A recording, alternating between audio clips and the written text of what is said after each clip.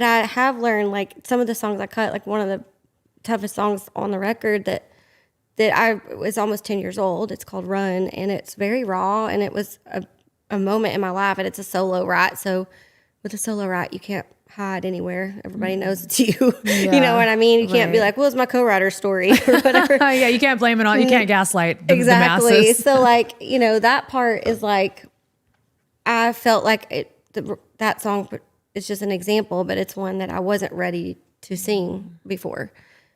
But I also know that you don't have to live every song you write. I feel like once you get to a certain point, take that back, every sad song. Like, I think I've been sad enough that I can revisit. Like, if that makes any sense, I don't think it's healthy to try to stay tortured so you can be good. No. You know what I mean? I think at the beginning you think that in your 20s, you're like tortured artists. And there is an element to that is true. And also when you're young, you have to like live out some stuff to be able to write about it. Right. And really sell it. Life lessons. Yeah, you have to be able to.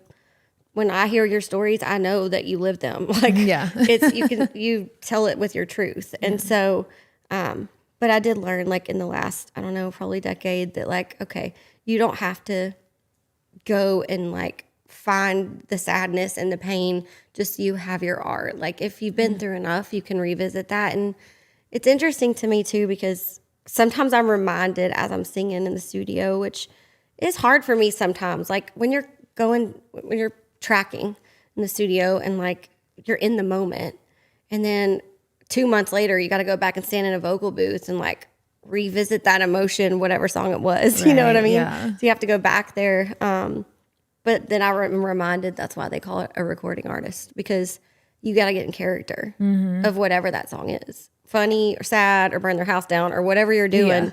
You got to kind of sell it in that moment. Yeah. I always call it turning trauma into art. Yeah. Because literally that's what you guys are doing.